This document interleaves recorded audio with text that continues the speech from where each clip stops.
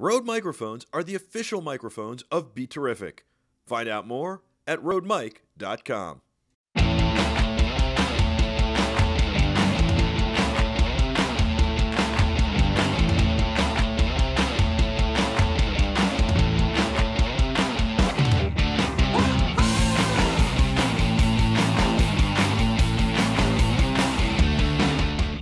I'm Michael Artsis. Welcome to the Michael Artsis Show. Thanks so much for watching. It is Monday. It's so exciting. It's actually Tuesday. I just screwed that up. It is Tuesday because yesterday was Memorial Day, Monday, and Memorial Day was really Sunday, but we take off Monday, and everybody takes off Friday. So, you know, I'm not in the groove. I haven't been here for a week, although we've been streaming shows and stuff. It's been a lot of fun doing a lot of testing on our end. Thanks so much for watching BeTerrific. You're the Terrifics and you make BeTerrific special. How you doing? How was your weekend? I had a lot of fun. Played with Jack. We spent some time at a petting zoo and went to the slot car track and did a whole lot more. Got a lot to tell you about that. The Rangers, oh man, Friday night they look good. Sunday night they look bad. Tonight they're on the brink of elimination. We'll talk about that. And there's a whole lot more to get to, of course. Let me tell you about how you can connect with us, several ways. The first way is beterrific.com/live. Go underneath the live video player and sign up for our Slack chat. Slack is an amazing chat, and all you have to do is put in your name and your email. You can converse with us and our other viewers in real time. We'll ask your questions on air, read your statements, and we do it 24 hours a day, not just when we're live. So we check in throughout the day, and you guys can have a conversation with us, ask your questions. It's a lot of fun. beterrific.com/live. Put your email in and your name, and then we'll send you an invite for our Slack chat. After that, you can hit us up on Twitter and Instagram at BeTerrificTV. And of course, you can also give us an email, right? Connect@beterrific.com. It seems old school these days, but drop us a line. We'd love to hear from you. We love the positive feedback. Keep it coming. BeTerrific is about creating positive content, and you, the Terrifics, are helping us show the world that the world wants positive content, so we're excited about that. And you can also call us, 201-735-7711. That's the studio line.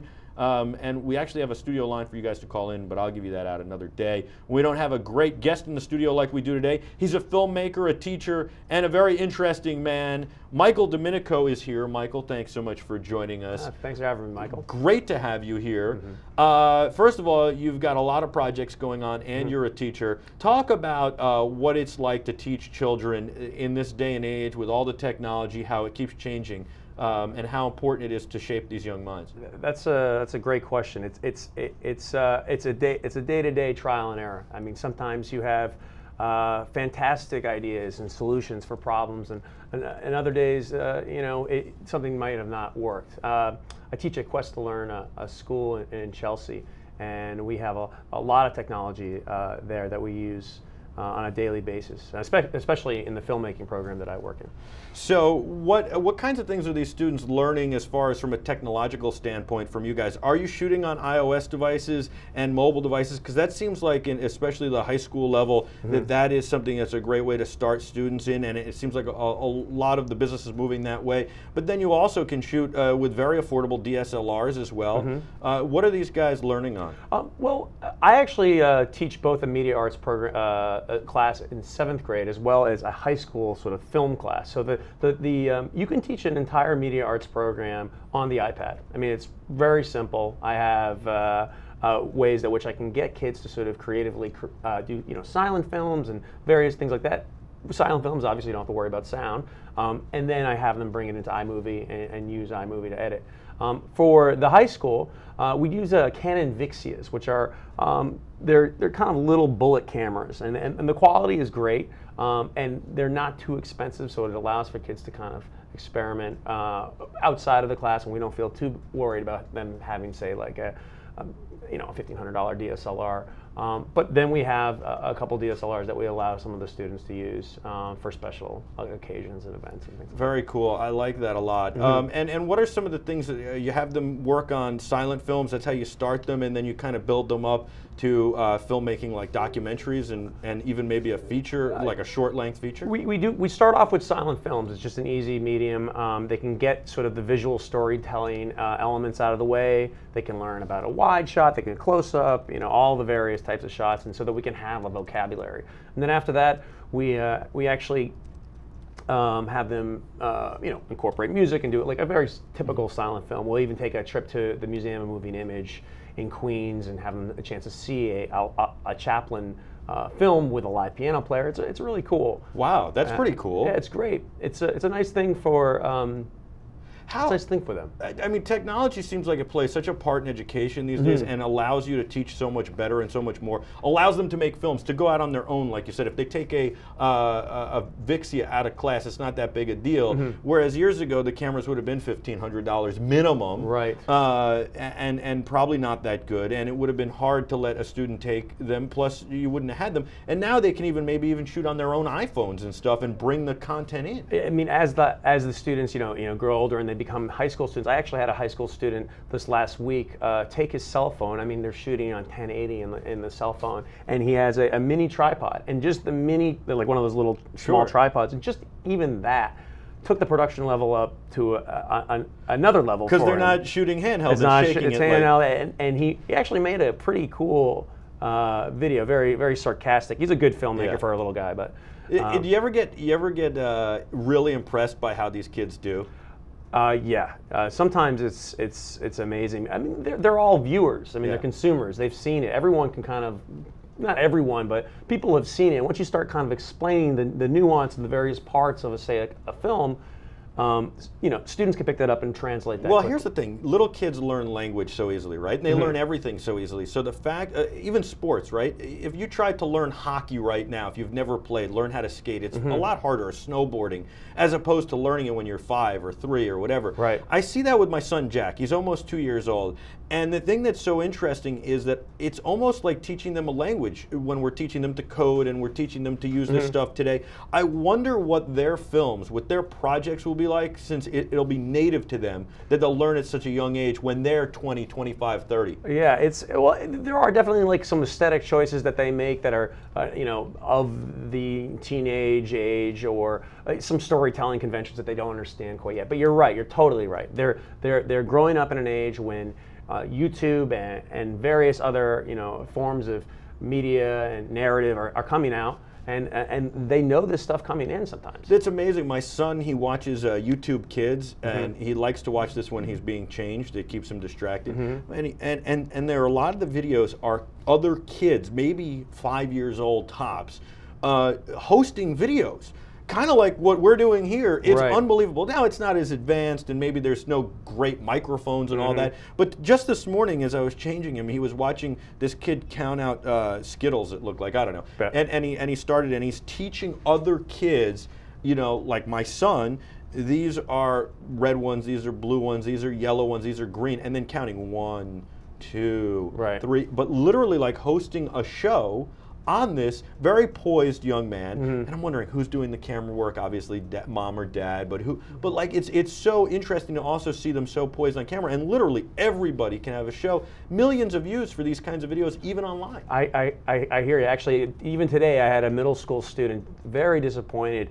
He was down and out because he had 165 subscribers, and I think at his age, he's not allowed to have a YouTube channel. I think that might be correct. I'm not going to state that officially. I don't know yet. But he actually was maybe his parents told him to take it down. He could not have it up anymore, and his thing was completely based off some Minecraft thing, and it was actually totally interesting to see. I mean, very something that we're talking about, and this kid is actually really kind of dealing with the anguish of not having his channel anymore. It's so amazing. First of all, when I was a kid, I used to sit in front of a camcorder. I had a friend whose parents bought this camcorder. It was like $1,000 back then, and we used to sit in front. One kid I knew had a camcorder, right? And it wasn't his; it was his parents. But we would sit in front of this camcorder and do Wayne's World, and this was a Sony that you could literally put graphics in. One of the first ones you could put graphics in. You'd sit there and you go you'd hit the same button over and over again to get to the letter, and then you'd move it over one.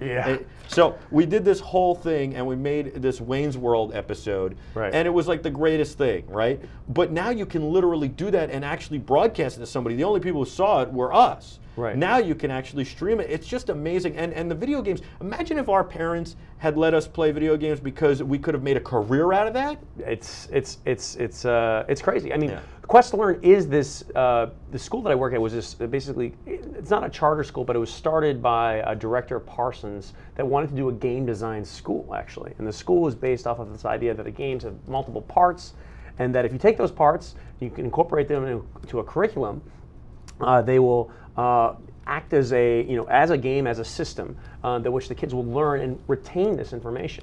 And in theory, I think this is a very smart, very intelligent idea. In practice, there are some shortcomings, but this is basically what the premise of the school is. And currently, we're really trying to get to more like a filmmaking and a theater department within the school. It's only in 11th grade. I love this idea. I love this school a lot. I would have loved a school like that. All right, we've got to take a quick break. Sure. When we come back, we're going to talk all about your filmmaking, what you do, what gear you use, and we're going to talk about your Kickstarter. Sure. This film looks very interesting that you've got going on. I'm really interested in it. I think it's an interesting subject. I want to leave it at that so we tease everybody. And when we come back, we'll take a good look at that and a whole lot more. Michael DeMinico in studio. I'm Michael Artsis. This is the Michael Artsis Show. Thank you so much for joining us. Don't go anywhere. We'll be back with a whole lot more right after this on the Michael Artsis Show on BeTerrific.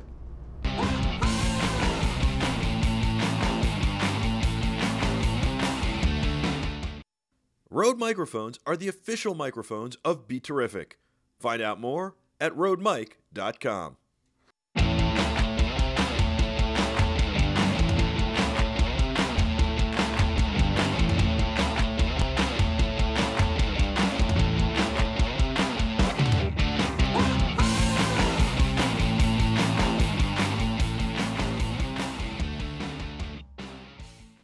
Welcome back to the Michael Artsis Show. I'm Michael Artsis. Thanks so much for joining us on BeTerrific.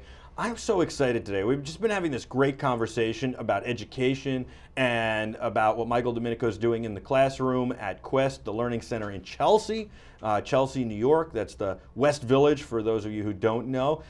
Great filmmaking program. But Michael comes at it because he's a filmmaker, and that's what he's really here to talk about. He's got a documentary. It's on Kickstarter right now. We're going to find out a whole lot more about this, and it's called Rolf Schulz. The Mundo King. Yes. Yeah. First of all, this is about a guy who lived in Germany, grew up in Germany, and literally had this dream of building a castle with all these statues, and moved to the Dominican Republic to live out his dream. Now, why the Dominican Republic? Because is that a place because he could afford to live there, or? Well, I mean, backstory: he was a civil engineer in Germany. He made a ton of money, like $1.5 million, and he decided he wanted to pursue this dream, like you said. And he was looking at different places at which he could build a castle or do something with hospitality or whatever it may be in a country where he's not going to have many zoning rules. There's not going to be a lot of bureaucracy. He's just going to be allowed to do what he wants without, people overlooking him. So he moved. The Dominican Republic was his choice, and it was between that and a few African countries he was considering. And then he first started with a hotel, and then he's like, I'm going to go full-blown castle.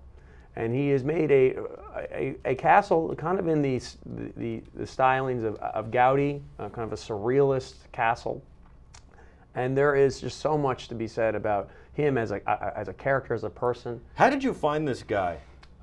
My brother was living in the Dominican Republic, and he's working for an NGO, and he was doing some work for the Haitian communities, the Dominican communities, and he's like, we got to go see this guy. He has a castle in Sosua. So we went up there, and he has an open door policy. If you're ever in the Dominican Republic in the Sosua area, you can totally just walk in and see this basically museum.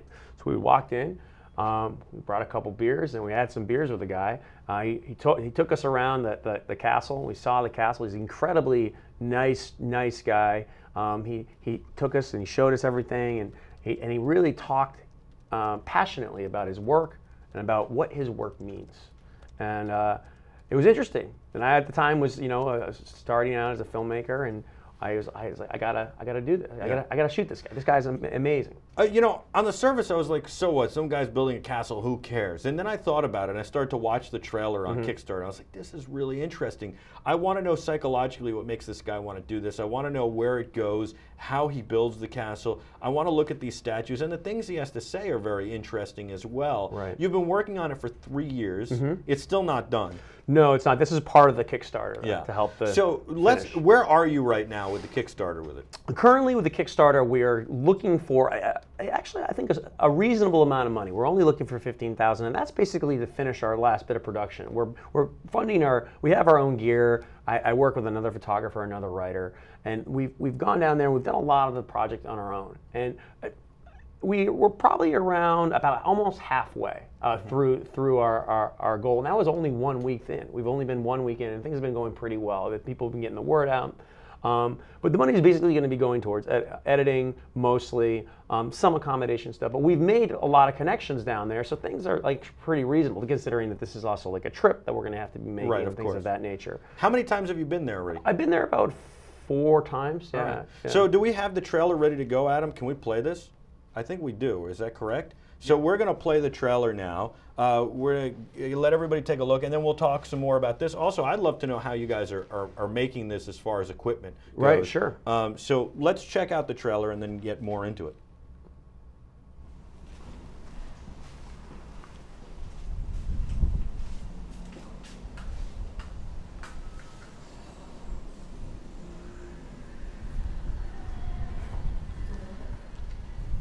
You know, when the person is crazy enough and gets famous, they put that person in stone. So, maybe he can be a bad man or a good man. He has to be crazy.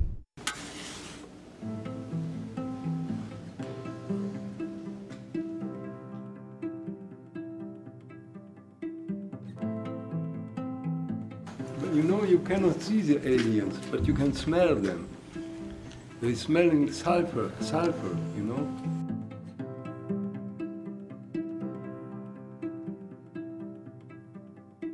First time when people see the castle, you see it from afar.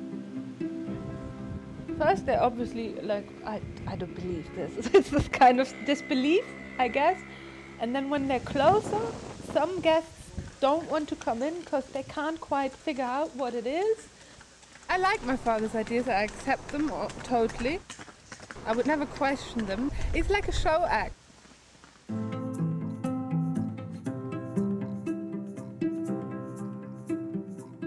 The concept was that I tried to attract the foreign cultures with open terraces, with spaceships on the roof.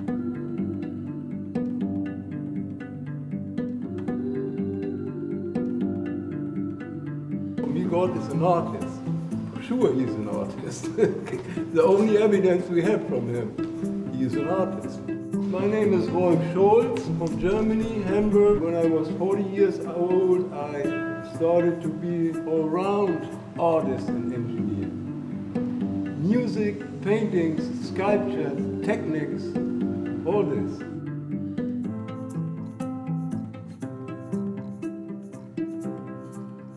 And now I try to be the greatest engineer for atomic spaceships.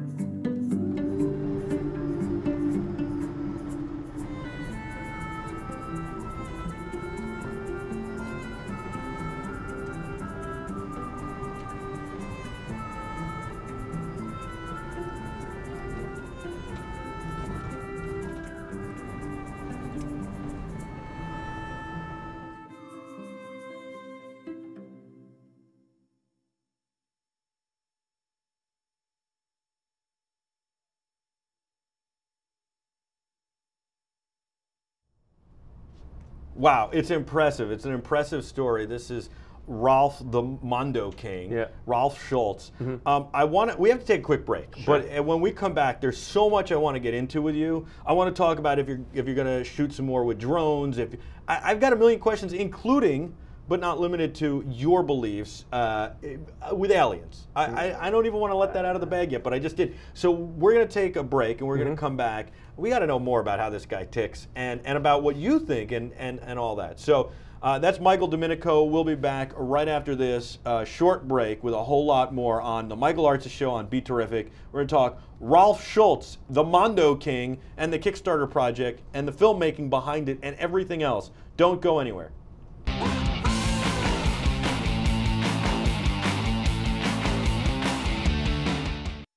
Rode microphones are the official microphones of BeTerrific. Find out more at rodemic.com.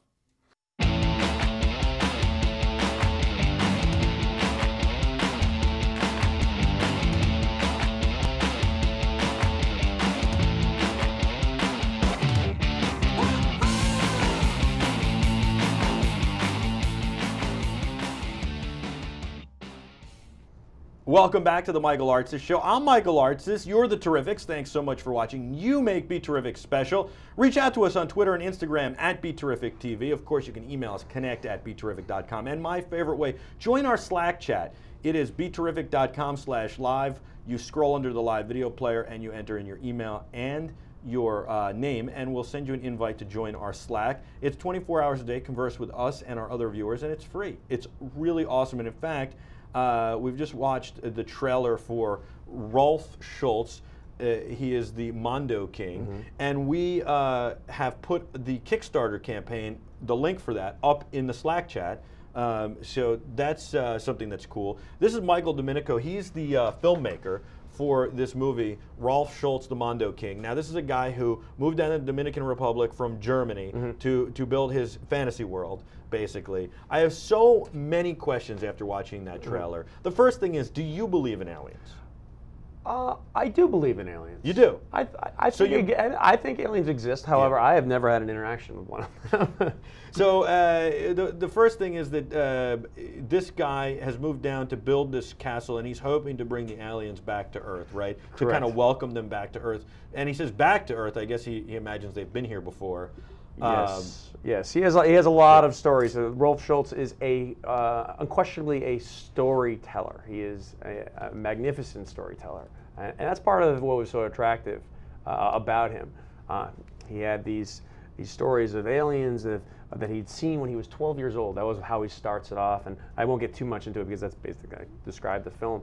And then spoiler alert! Spoiler alert! Right. He goes into that, and then he kind of continues on with other various interactions as he had as an adult. That has inspired, his making of alien art, which there are three full-size 3 to 4 story spaceship models, and he's very much aware of how the science would work in order to fly one of these things, and there's this idea that maybe he would want to have something like the castle to launch off and go into space. I mean, he's a storyteller. At its best. And does he think he's, well, I guess this might give it away. I was going to say, does he think he's been abducted? Can you tell me that? He said he's been in the presence of aliens and UFOs, and he smells them. He has smelt them before, and he is very. It's very mysterious. Like, what's the truth? Go ahead. I'm sorry. Yeah, no, I mean, obviously, like you're kind of have to suspend disbelief. You kind of have to believe the rantings of a crazy man, but maybe he's not crazy. Maybe we're the ones who are crazy. That's something that I've thought about many times. I mean, he's onto something. He's into this whole story. Didn't people think Leonardo da Vinci was crazy? I'm sure. I mean, a lot of artists are legitimately crazy. But I would say Rolf Schulz is a fantastic storyteller, and in many ways an actor with the castle as his stage. Yeah. And he performs to his viewers, or to his visitors. And there's this line that I'm not sure if he really has had any interactions with aliens, or if he... But you believe it's possible? Sure, why not? I guess, I don't know. I mean, I'm don't not know sure if I either. believe in I mean- aliens. I don't know. I go back and forth with, I gotta believe that there is some other life form out there, but where are they then? Oh, but, you know, we always think they're more sophisticated than us, right? The movies always portray them as either villains or, Right. however, even the Coneheads, right? They were always seemed like they were more sophisticated. But somebody recently said to me, you know, they believe in aliens, but they believe they're either less sophisticated or they're very small species. I would say, I mean, I am no expert on this, Yeah. and Rolf claims to be, and I think in many ways he's probably done more studying regarding aliens and UFOs than probably any of us. But I think, you know, I think there's probably other life forms in other parts of the universe. Right. And maybe they visited Rolf Schulz.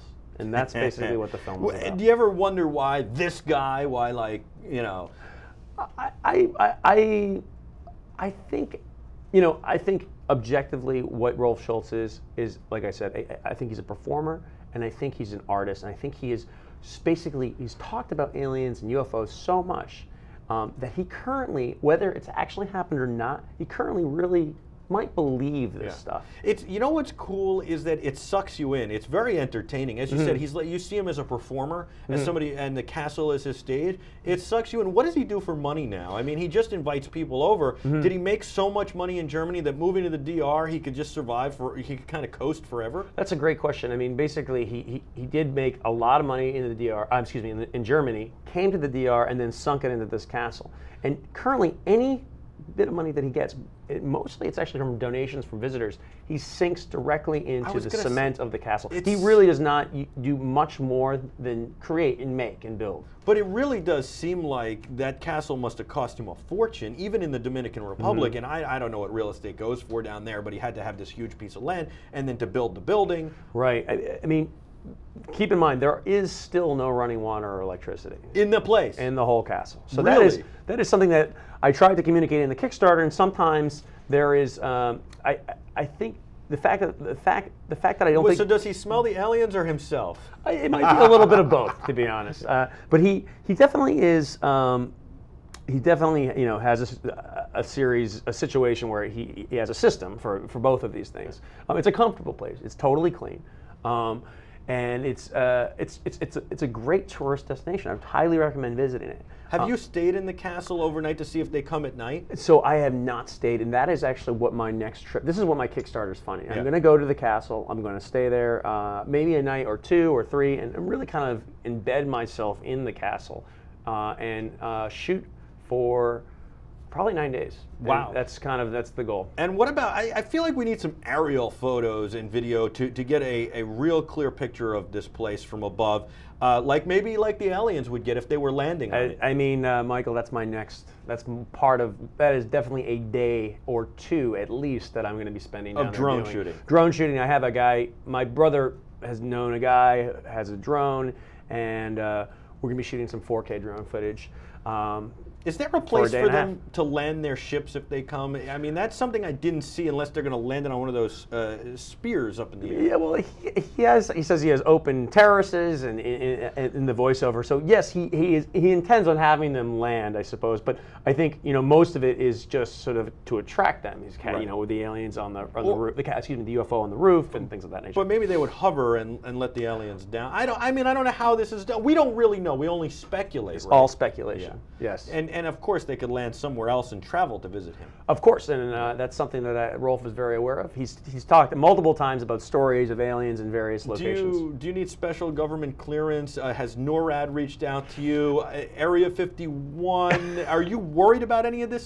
Seriously, when you that's the thing I would be worried about. That guys in CIA jackets would start showing up at your door. I think Rolf Schulz is low impact, and I think probably not a CIA. Yeah, I mean the thing is that he's non-threatening, right? They don't see him. He's as a very nice man, and he has some big, large dreams and But beliefs. but if they really thought that the aliens were talking to this guy, they'd want to talk to him, wouldn't they? I think they would, and then, you know what? Maybe this film will clue the CIA in on what's going on down in the Dominican Republic, which is maybe our viewers will. Maybe our viewers are CIA agents. Some of them, I don't know. I mean, they're the Terrifics. They are really amazing, and they make this special. But you're making this special. It's just fun. It's a lot of fun. Right.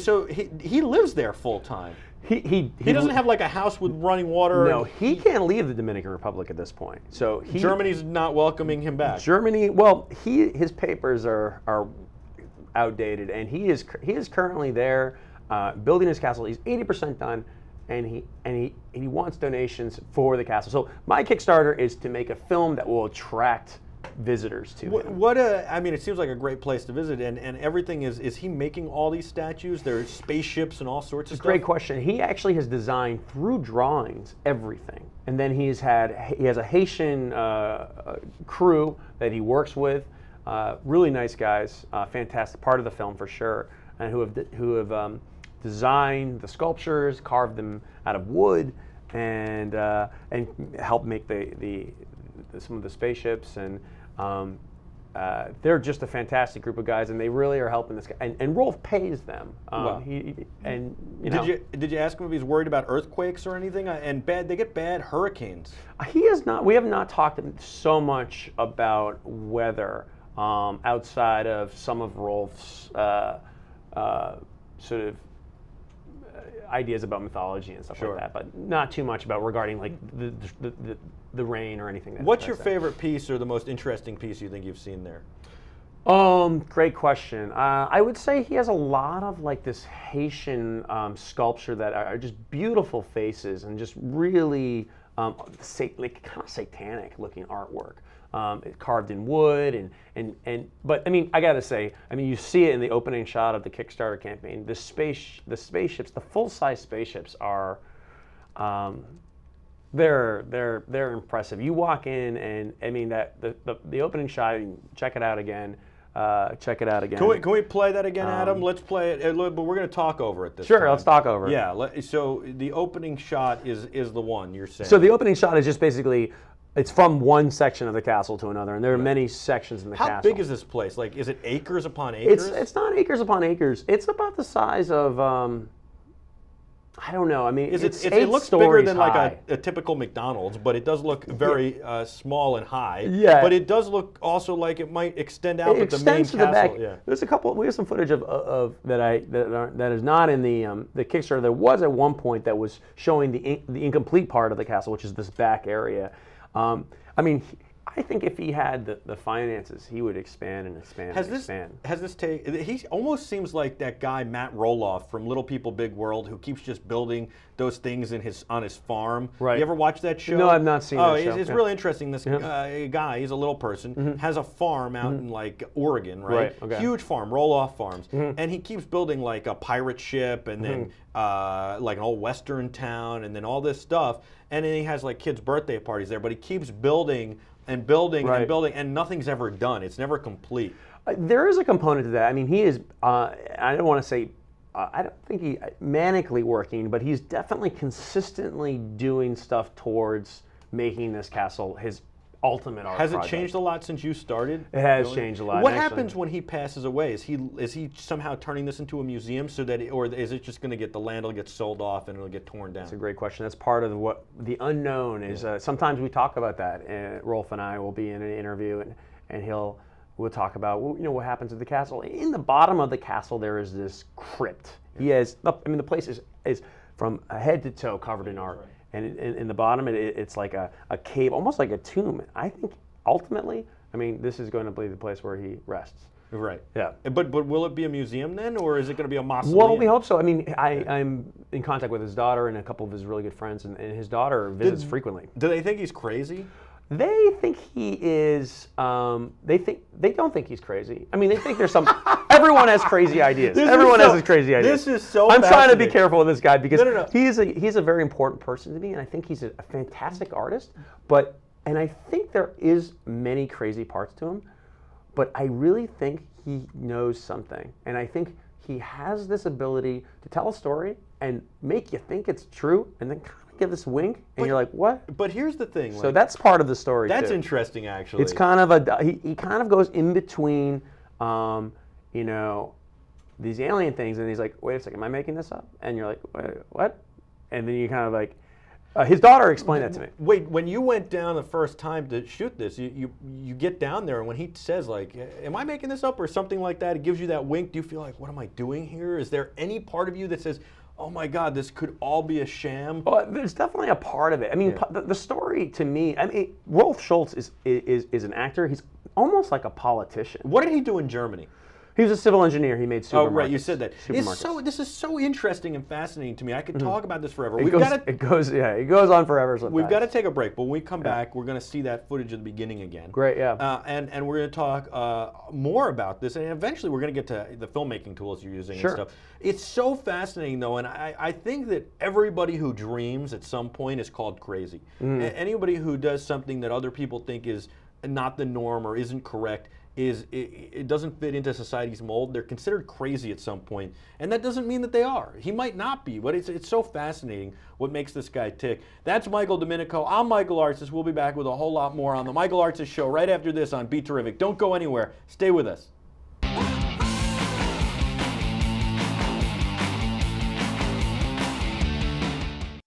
Rode microphones are the official microphones of BeTerrific.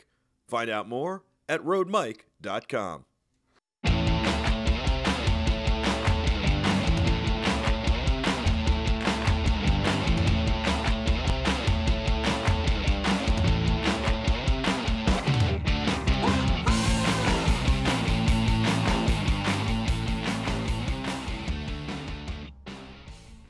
Welcome back to the Michael Artsis Show on BeTerrific. I'm Michael Artsis. Thanks so much for joining us. Don't forget to join our Slack chat, BeTerrific.com/Slack. All you have to do is enter in your name and your email. We'll send you a Slack invite, and you can join us and our other viewers and converse with us. You can ask your questions in real time. We check it 24 hours a day so we can keep the dialogue going. Of course, you can reach us on Twitter and Instagram at BeTerrificTV on both, and email us. We'd love to hear from you, so drop us a line, connect@BeTerrific.com.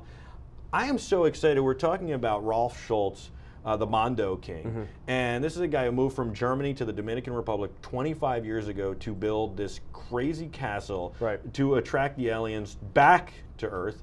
You're Michael DeMinico, and it's your film, the documentary you're working on. It's on Kickstarter right now. We put the link up in our Slack chat.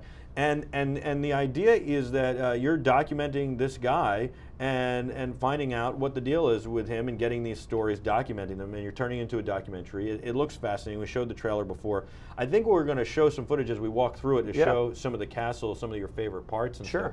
So let's do that, and then let's get back into all this. So walk us through. We'll look at the monitor here, Michael, as Adam plays So, I mean, this shot, the opening shot actually, Adam, if you could roll it back just a little bit, the opening shot, which is right here, that right there, those are the alien spaceship models that are about 2 stories, 3-story high. He's on a high stairwell right now. He has this great quotation. He goes on for a little while here. He's a very long-winded, talks a lot.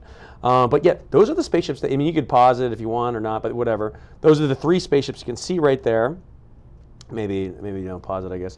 And then maybe don't there it is. So maybe don't pause it on the black. Huh? I mean, it's quite.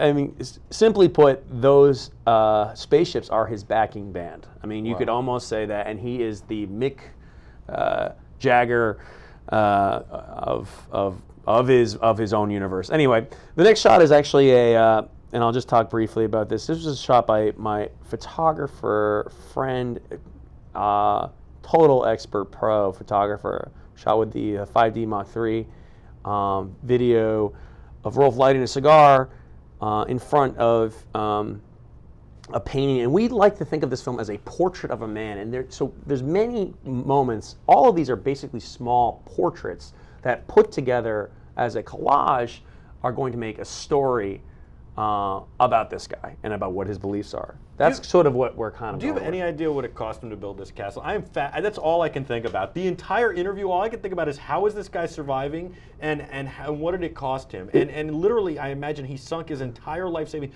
Worked as an engineer in Germany, which is a very coveted position there. Yeah. All those years, and then just gave it all up, and literally has sunk every dollar into this. I mean, that is the story in a nutshell. I mean, he's probably sunk about I would say $1.5 million, and he will talk multiple. He's about 500,000 short right now. So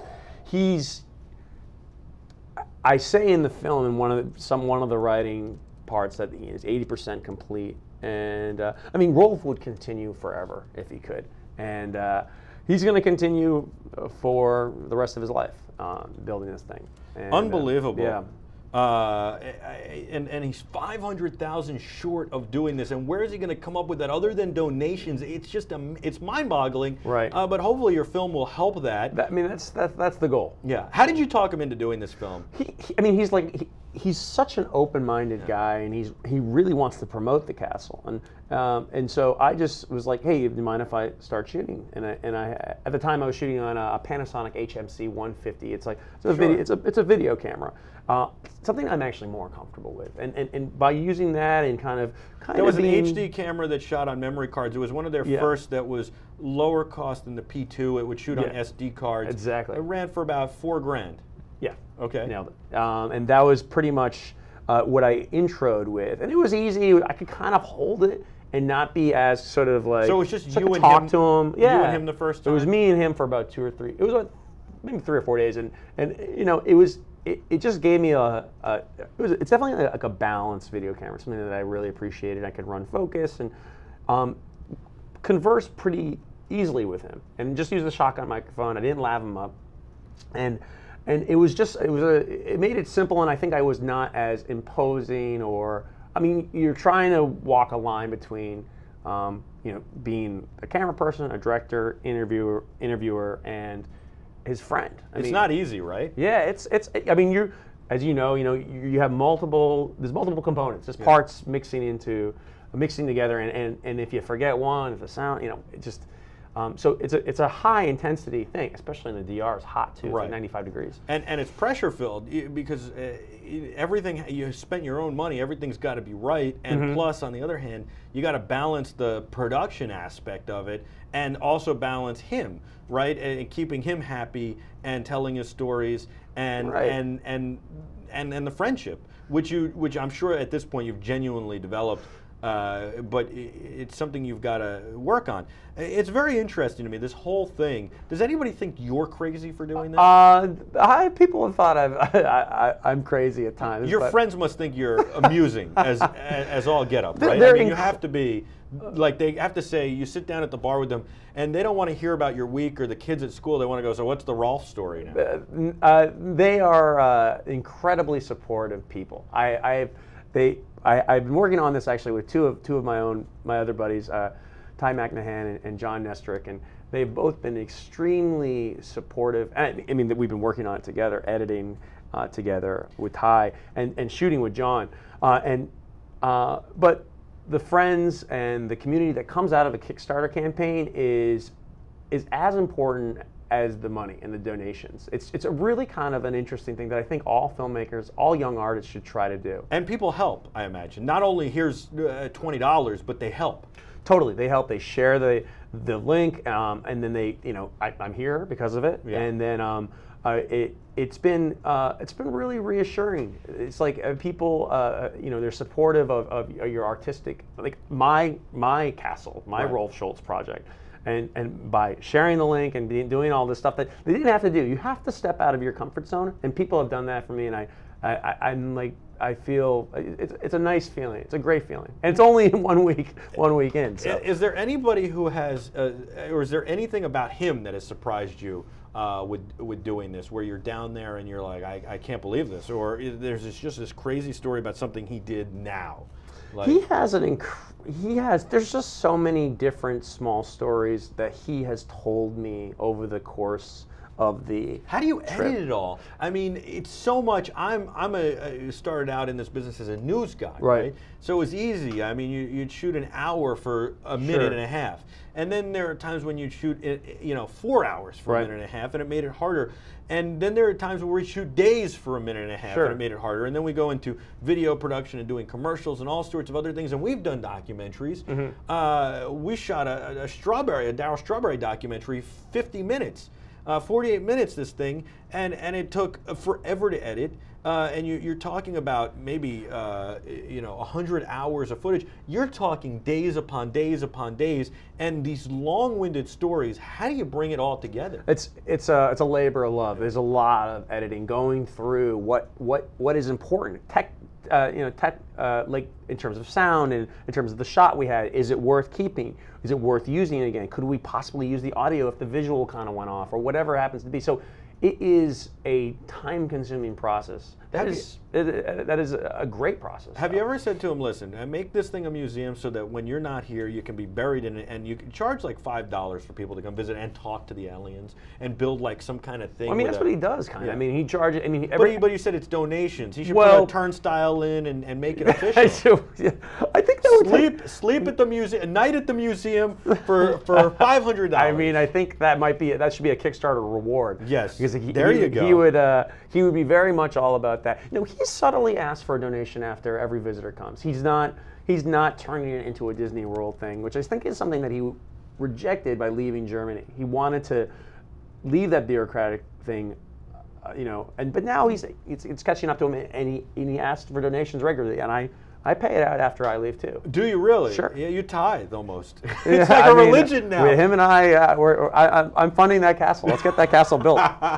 But that's the thing is like that's the funny thing to me. That's the ironic thing is that he left Germany for that, and yet at the end of the day, it's like, well, this is kind of what I need to make it happen, right? Right. It's and especially to keep it going, and $500,000, no small piece of change, but he needs that. And so how is it like the size of a McDonald's? That's the way I feel like, and then just vertical. It's definitely more of a vertical. It's more of a vertical project. So it's not as big as a McDonald's. Well, the thing I would say it's as big as McDonald's. Yeah, I would say it's. Is it bigger? Or it's definitely bigger. So than McDonald's and the playpen. It's McDonald's, 2 playpens, and the fry later is non-existent. But it's definitely. It's McDonald's and the parking lot. It's a funny. Well, I need something so that people understand. We need a reference point. I'll give you a reference point. It is McDonald's in the parking lot. That's it's McDonald's in the parking lot. And then if you take that, and then you go up 8 stories. 8 stories? It's that high? It's high. There's a tower that you can stand up on. Do you get scared being up that high?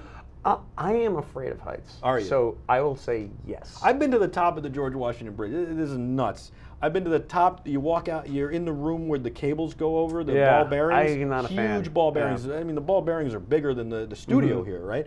And the cables go over them so that it can move, and that's why you feel the bridge shake. So I've been up there at the very top, and the guy says to me, "Oh, you can go out that door and get the greatest view you'll ever see in your life." And I open the door, and there's nothing between me and the ground. Like if I wasn't holding on to the thing right here as I open this metal like submarine door. I'm not into that at all. Oh, and I'm telling you, I'm not afraid of heights. What did I do? I looked down. Of course, yeah. And then I looked up. Wow, that is the most stunning view I've ever seen. Most people don't ever get to see this living in New York your whole life. And then I looked down again, and I went, I'm not sure I ever want to see this again. It's just that, and I'm not afraid of heights, but I could imagine being like, usually you have some kind of metal in front of you or something. This had nothing. I can't imagine being on this guy's tower in the DR. So I mean, he definitely has like walls and like various like kind of like railings and things like that, all beautifully designed. I mean, all incredibly designed. Did he build it himself really with just a couple of guys helping him? That is what I'm getting the impression. I mean, he's definitely having people do some of the work. It's kind of like in the Andy Warhol sense of like the factory. I mean, he has people working on the stuff, but then in addition, he is also contributing his own paintings. What does he do? The design is completely hand drawn. What does he do when the people need to wash their hands? They've worked all day. I mean, they have buckets coming up. He's literally on it. He's literally on a hill. Like that's something impressive. No. They have buckets. It's not that big a deal. I mean, what do you do when you have to go to the bathroom? That's a great question. I actually had an emergency one shoot, and I had to go. And actually, there is a bathroom. It's not a it's a bucket situation, but it's totally. Do they have toilet paper? I hope. Yeah, sure. It was a totally civil situation. Who throws out the bucket? Who dumps the bucket? That's a great question. I'm not sure exactly. Maybe the aliens. You didn't do it. You just got up and walked away. No, I mean it was said, like hey, kind of. I got to get out of here. Like it was kind of the time to leave. But that particular shoot ended early. But it was he. A lot of places in that area of the world. I mean, there are struggles to getting electricity and running water to people's homes, and Rolf just happens to be in that world right now. Yeah, and that's part of the reason why we want to help him get. This get is the awesome. funding and have a thing. I really like this. All right, we're going to take a quick break. Sure. We come back, we're going to tell everybody about the Facebook page. We're going to tell them about the Kickstarter one more time. Talk about his family a little. We're going to go through the gear. We got a lot to do. And then I want to talk, you're in a band. That's kind of crazy. We got to talk a little bit about that. So we'll take this quick break and we'll be back with a whole lot more. It's the Michael Artsis Show on BeTerrific. Don't go anywhere. We'll be back right after this.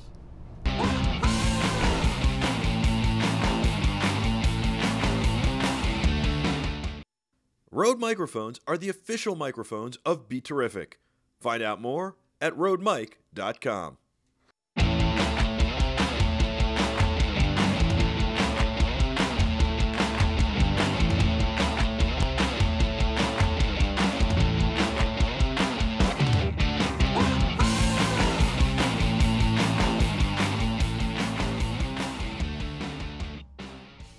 Welcome back to the Michael Artsis Show. I'm Michael Artsis. Thanks so much for joining us. I am super excited today. We just got so much going on. I didn't even get to tell you about my Memorial Day weekend. Maybe we'll do that tomorrow.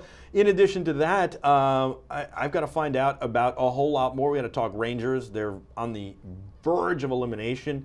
And those Cavs, wow. King James putting up numbers nobody's ever seen in the playoffs before. A triple-double, but in a way that nobody's ever seen it. Literally carrying the Cavaliers. That's what everybody's wanted to see for years with him. But what I'm excited about is we're talking to Michael DeMinico about his movie project. It's just so fascinating. It's called, Rolf Schulz, the Mundo King. They're doing a Kickstarter right now. And Michael DeMinico's in studio. What's your site so people can just go to one place to check this all out? Yeah, I mean, it's michaeldeminico.com, Michael, and then DeMinico.com, and you can find the Kickstarter link. I guess it's right there. The Kickstarter link is right there, and you can take a look at the video. I also have the video right there as well if you want to just take a look at it. But yeah, share the link, and hopefully we'll get this thing done. So I'm really excited about it. I got a million questions I'm going to give you in rapid fire succession. How many bedrooms? 8 stories. How many bedrooms? How many can we sleep? That's a great question. I should get the stats down. I would say he probably has about 4 or 5 bedrooms in there. Yeah. 4 or 5. And then are there specific, I know we talked about bathroom habits, are there specific bathrooms? There is one bathroom. Oh, just the one main for the whole throne, place. I would say. It's a beautiful place. I'm looking at the pictures. It's just gorgeous. This guy left Germany to go to the Dominican Republic to build this place. And it's like literally the biggest thing around, right? It's literally the tallest structure? It's it's definitely like one of the larger structures. I mean, it's up on a hill, so it gives it this very imposing, like you can see in the Facebook page, is a really imposing sort of, it's just like a kind of a shadow. It's almost like I would say, I compare it to a little bit of like Edward Scissorhands, his like house on the hill and this guy making art and stuff. What do people in the community around think of this guy and this place? People are pretty supportive. I mean, I think he is he is an expat that has been there for 25 years, so people, have kind of come to know that him as a person, as a guy who's in the neighborhood. And do they believe in aliens too? I don't think so. And I have some interviews. I think they're just supportive of him. I mean, they kind of, it's sort of, like I said, we walk in the line of. See, most people go out and they paint for artwork, and they say, here's my paint and buy it. And they make a sculpture and they sell it at a gallery. This guy's building his castle. You can't even sell it, right? I mean, you couldn't possibly buy this. Right. There is a word in German, I can't say it, and he is, it's basically, it translates to embodying the arts or the artwork, and he is embodying it as both a performer, actor, as well as a maker. It's impressive. It's really cool. What about his kids? What are they like? His kids are great. I mean, his daughter has been incredible. She's still in Germany? She's in Germany, and she has given me the objective perspective. Whereas Rolf is giving me this sort of his Rolf stories. Mia has given me the whole story of his reason for leaving Hamburg and why he came to the Dominican initially. She's also given me letters. I mean, the collateral that I'm going to be using for the film has come from her, and she's been incredibly supportive. So hi, Mia. Hello, Mia. And the interviews and the stories are not just from him, or are they? Do you have like other people? So there's another guy in his name's Joe, who is Rolf's one of the best artist friends from Germany back in the day. And he lives in Princeton, or he lives near Princeton, Great Neck, and he works at Princeton. Wait, did you say where? In Jersey. Okay. Yeah. Great where? Great Neck? Great Neck's Long Island. Or I mean, it's near Princeton. Anyway, near Princeton. Where was it? Great Falls, maybe? I don't know. Whatever. Near Princeton. It's in Jersey, near Princeton. And he gave me the whole down low on Rolf's. How did these two guys connect? These guys grew up in Germany at a bar. I mean, they met at a bar. They started making art together. Rolf has a whole record. I mean, we have so many different things of this guy's past. What do you mean a record? Like he created he's a recording artist in Germany along with sort of an audio visual artist. Basically, 5 years after he retired from civil engineering. Is this guy? Does he do drugs? No, which is interesting because that's a question that a lot of people ask. And yeah, I can vouch that he is not a drug user, and he's adamant. But you paused for a second. Well, because I think there's a perception that maybe because he's so zany and so out there that he has to be on drugs. I mean, it just seemed to me like I didn't have this question before. When you start talking about the record album with what seems like some kind of psychedelic music, it is actually, and a visual krautrock. It's called. He called it, and a visual to go along with the audio. That was something in the '60s, '70s, really the '60s that people were doing, especially psychedelic. And you would think that it would be a lot of LSD involved and all that stuff. You would guess. There's a parallel story with his current project. And the project he left in Germany. And the reason why he left, Germany, is that he was not feeling appreciated as this massive artist. And he was actually starting a major career there. He had a gallery in Hamburg, and then certain things happened, which we'll get into the film. And then he moved and decided to build his castle. Isn't that amazing? There are so many artists that feel underappreciated or really are underappreciated until they aren't here anymore, and then we celebrate them and their works are very expensive. I wonder, what will happen with this castle, or if people will take the statues and ship them other places and sell them for a lot. What's going to happen? Does he have other artwork he works on, or is this it? So could you, 20 years from now, have a Rolf Schulz painting that it was made in 2015? I would say definitely. I would say definitely. I would say that his artwork from Germany in the past is actually excellent. His music is pretty incredible. I mean, I remember I was with my the writer who I'm working with, Ty McMahon, and we were listening to the record, and we were like, oh my God, this guy is a recording artist too. He's a multifaceted, he's like a Renaissance. He's like Kanye before Kanye. I think he's like Kanye before Rolf Schulz and Kanye West. I know. I think Kanye has talked about aliens. Oh, I'm sure Kanye has. He hasn't. And he wants to build a castle far away from everybody. I'm sure. I think it's in what's it called? Calabasas, California, something like that. Kanye is being Kanye, Rolf being Rolf. Yeah. They should meet. Let's get them together. If we knew Kanye, we would set that up. What is the deal with?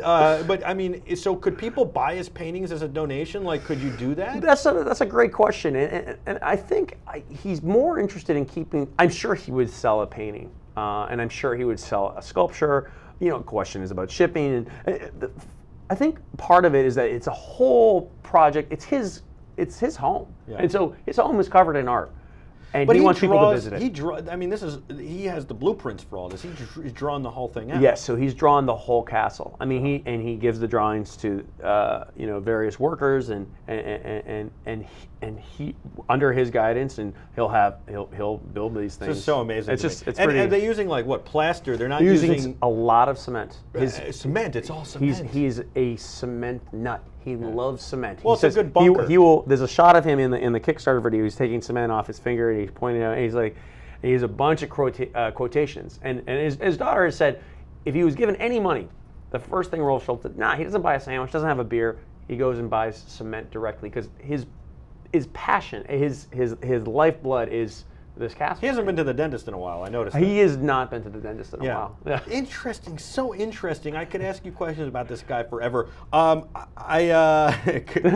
says Kanye might be an alien. I think that's a great quote. I think Ben is right. So we've got to take a quick break. Before we do, we're going to come back and find out about your band. We'll wrap this up in a nice bow, find out about your band, because that's interesting as well. And find out a little bit more about the film. I do want to mention that the Extender, and this might be good for you, by the way, the Extender makes great products for filmmaking. And the Extender, which is D-Pro Inc., the Extender with no E.com, they've got a new universal light post adapter, so you want to check that out. That's on the market now. They make great stuff to really support all your camera accessories so that it doesn't get broken at all.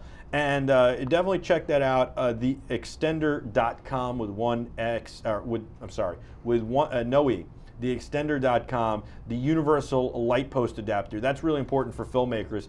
And I want to give a shout out to Flip My Tie. We're bringing them in here soon. They've got a great story, but I'm wearing a Flip My Tie again today. It's cool because it comes with a nice tie tag, which I took off to put the microphone on. I thought it was too busy, but you can wear it this way or this way, which I'm wearing it. And I think that's going to be cool for a lot of things. I'm loving their ties, really good quality, and you can flip them over. I wore one the other day and then one today. Loving this stuff, really awesome. So you got to check out flipmytie.com.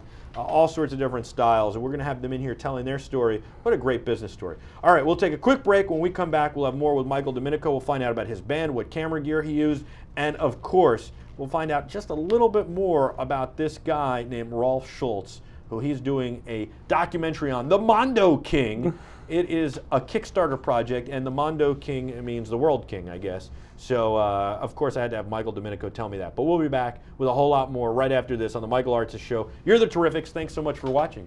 We'll be back right after this. Don't go anywhere.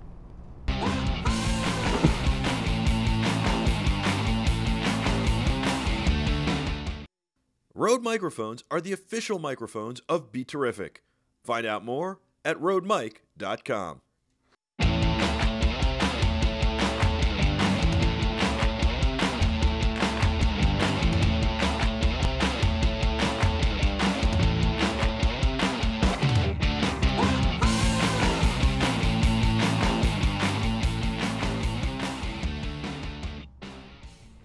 Welcome back to the Michael Artsis Show. I'm Michael Artsis. You're watching BeTerrific. Thank you so much. You're the Terrifics. You make BeTerrific special.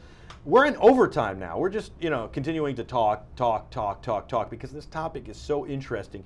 You can check us out as far as communicating with us directly.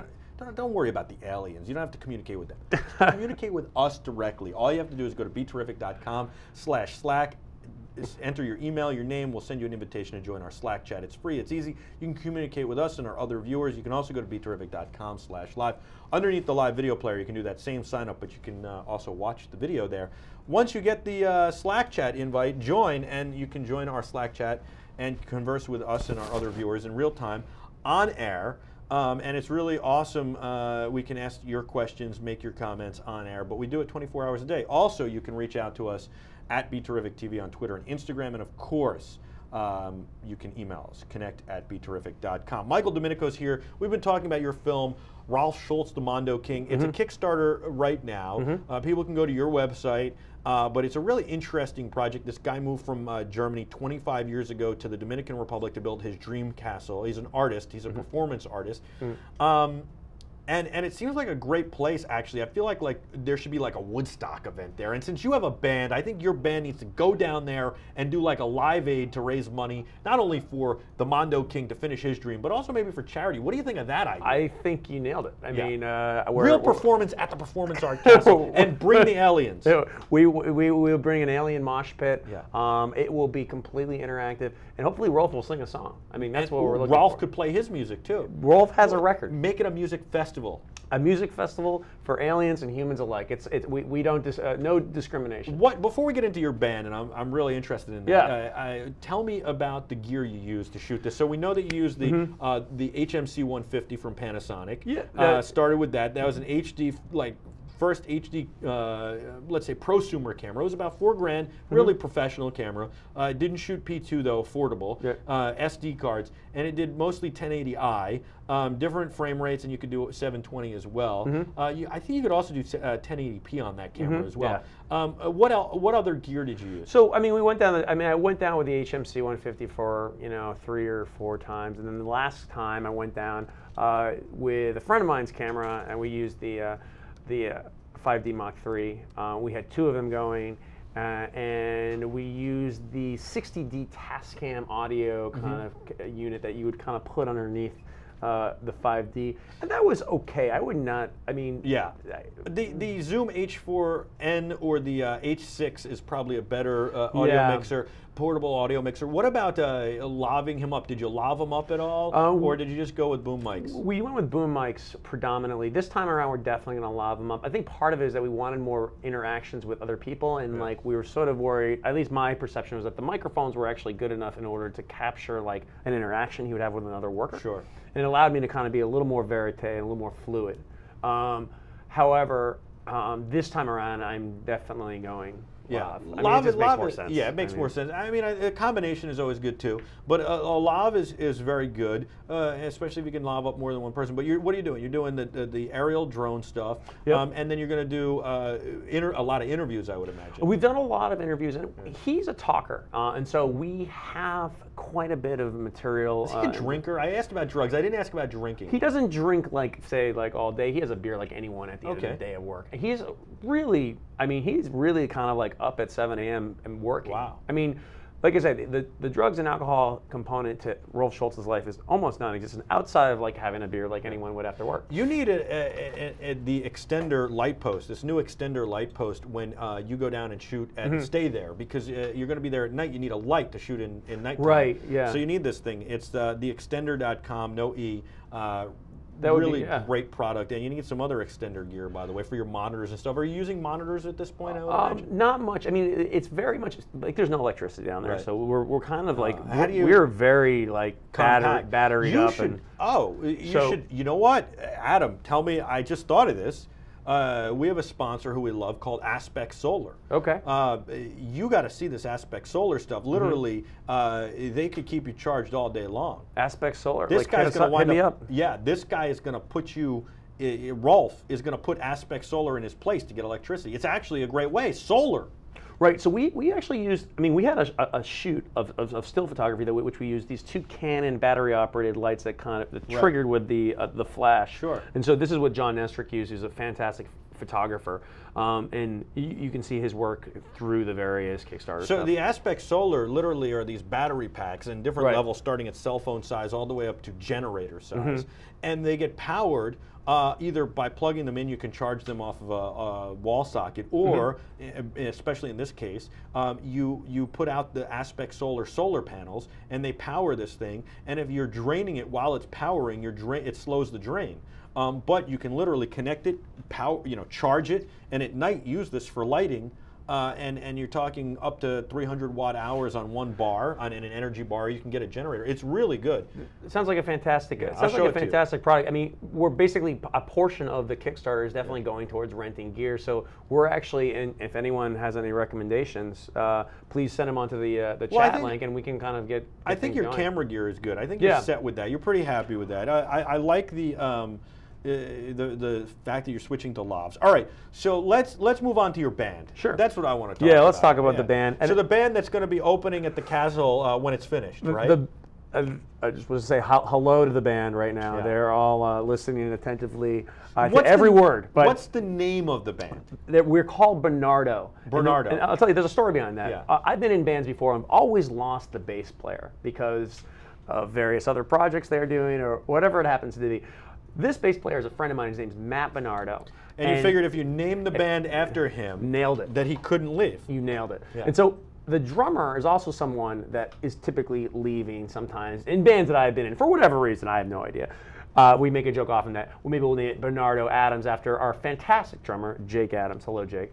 Yeah. And it's anyway, it's been a great collaborative effort. We all live in Brooklyn. Almost all of us live on the same street. Wow. And where'd you guys meet up? I mean, some of you were friends. We met at a couple of us met at this bar, Uncle Barry's. Do they think you're crazy with going and shooting this documentary? Are they like, what, you need to be practicing? Where's your band practice? We're in a band, so we're allowed to be crazy. Yeah, that's true. What kind like of our music? shows. What kind of music? We play like kind of like a rock and roll thing, like Stones meets Ween. Do we have a sample of this, Adam?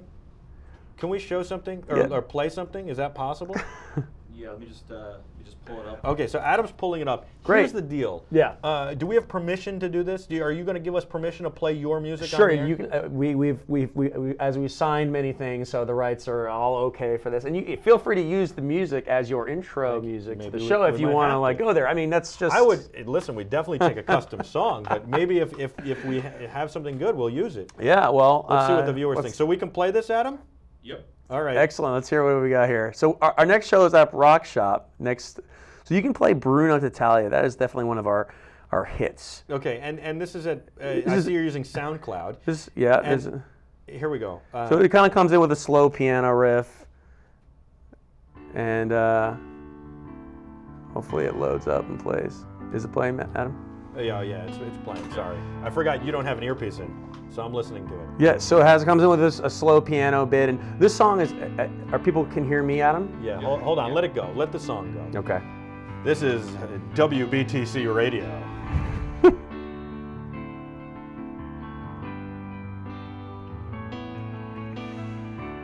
Yeah, it's true.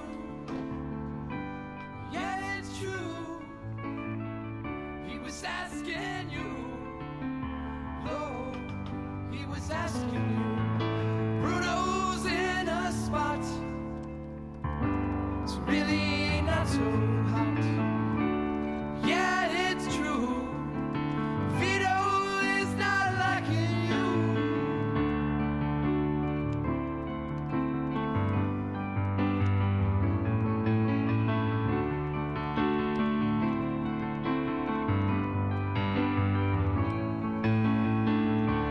Yeah, it's true.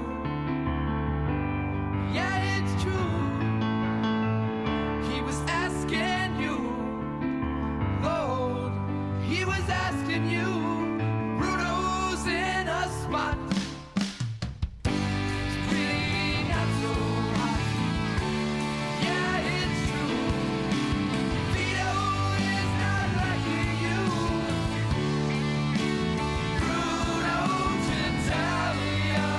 Bruno's Italian. Bruno's Italian. Bruno's Italian. Bruno's Italian. Bruno's Italian. Bruno's Italian. Bruno's Italian. What do you do? Very nice. So this is Bernardo. That's the name of the band. Do you have a Facebook page? Bernardo the Band is the web page, and Okay. the Facebook is facebook.com Bernardo the Band. Because I know that a lot of bands are big on the Facebook. This is very nice. I'd like to invite you guys as the band, into BeTerrific Studio to play here. I don't know if that's possible for you guys. I think we would love it. Live on air, what do you think? I think that would be fantastic. I'm actually communicating directly to my bandmates right now who are listening. Yeah.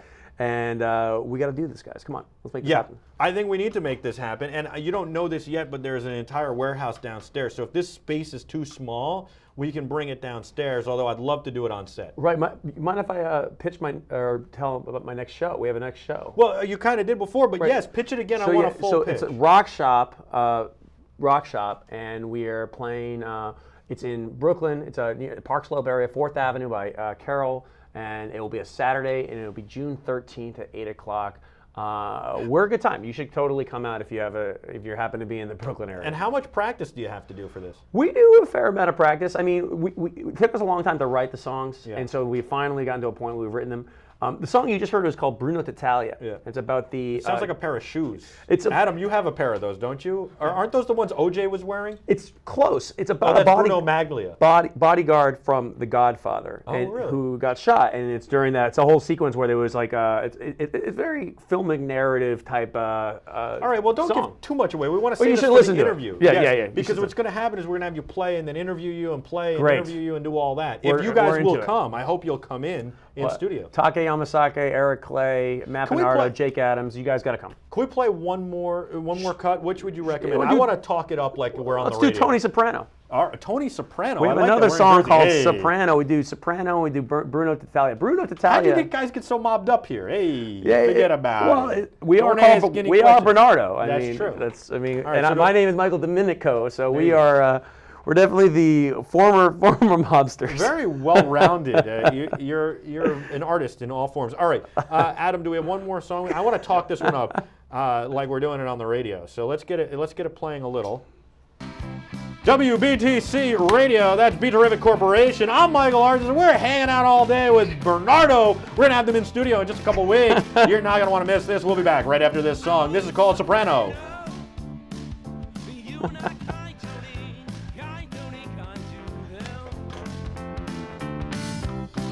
You're free, soprano. You're free to do anything in heaven. That's what my guys are saying during tour.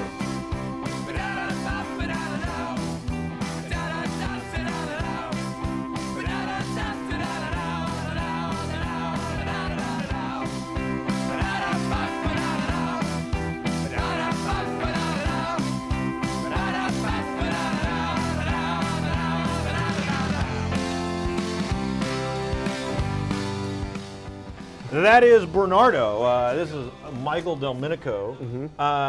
And Mike, that's awesome. We're going to have you. I almost hit the post there, by the way. That's called hitting the post. I talked right. Oh, I stepped on the lyrics. at the beginning. But it's hard when you don't know. I used to, when I started, I'd queue up records. Right. And then I never was a DJ. I really wanted to be a talk show host, and I thought that my path to that was being a DJ, and I never once, I had to learn this in broadcasting school and spent hours spinning records, and I'd be like, hey, and then literally I thought, okay, and I the best part is, when I got my first job, I was pitching somebody on me in radio, and I'm like, yeah, I can hit the post, and I'm like, I do this whole thing from Phil Collins, like without any. We met at a business conference, and I was on TV, and I was doing an interview, and the woman said, oh, blah blah blah, and, oh, I'd be great at radio. I love radio. It's my passion. I want to do radio. And I always wanted to do talk radio, but thought my path to it was being a DJ. So I just assumed that we were talking about being a DJ. She's like, I'm looking for a radio host. And so I'm like, oh my God, that'd be great. I'm like, look, and I do this, I can feel it call. I can't sing, so I apologize. Sounds good.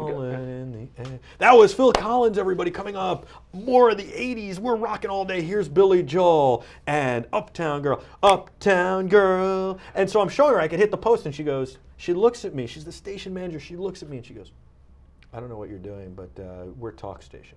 And I'm like, oh my God, that's where I want to be, please, oh my God. And then she turns to the camera guy who's with me, and she goes, did the batteries ever run out? Do we have to replace them? What's the deal? Right then I knew I had it. Right. I mean, I think you're doing a fantastic job Thank right you. now. This has been a great experience. And that was WGBB. Anyway, all right, so I am so excited about all this. Michael DeMinico, thank you so much for coming in. My pleasure. Everybody's got to check out your Kickstarter. Give your site one more time, then give the band site one more Yeah, so I'm on michaeldeminico.com. That's my personal website, and you can see it right there. And the band is called Bernardo, and we're bernardotheband.com. You can listen to us. We actually have 4 new songs coming out, and we're going to have a full record probably on the June 13th show is going to be our opening. Rock Shop, be there. I love it. I love the music. It's so upbeat. It was fun, thank you. and it was nice, and I want more of it. I want you to come in studio. It'll be awesome, and I got to say, I hope that Bernardo, you guys can put this together and come in here and play for our viewers live. I'm getting text messages. They are totally into it. Excellent. So we will do this. And I look forward to hearing more about Rolf, the Mundo King, Rolf Schulz. This is exciting. I can't wait to see that overhead footage of the McDonald's and parking lot. Straight up 8 stories. It's an 8-story McDonald's. Yeah, an 8-story McDonald's. On this floor, we've got Big Macs. On that floor, fries. It's like a New York City. It's like a New York City McDonald's. Have you ever been to the one that's got 3 floors in the city? New York City It's like right McDonald's? by Times Square. Yeah. I have not been to 24 that one. hours. 24 hours. I will hit it up on my way home. Yes. That's a great recommendation. Exactly. Michael DeMinico, thank you so much for joining us. This has been a lot of fun. I I think pleasure, our viewers Michael. have been enjoying it. I know that I have. Thank you guys. You're the Terrifics. He's the Bernardo. You're the Terrifics. Thank you. You make BeTerrific special. We'll be back tomorrow with a whole lot more show. Until then, for Adam, I'm Michael. Thank you so much for watching. Be terrific.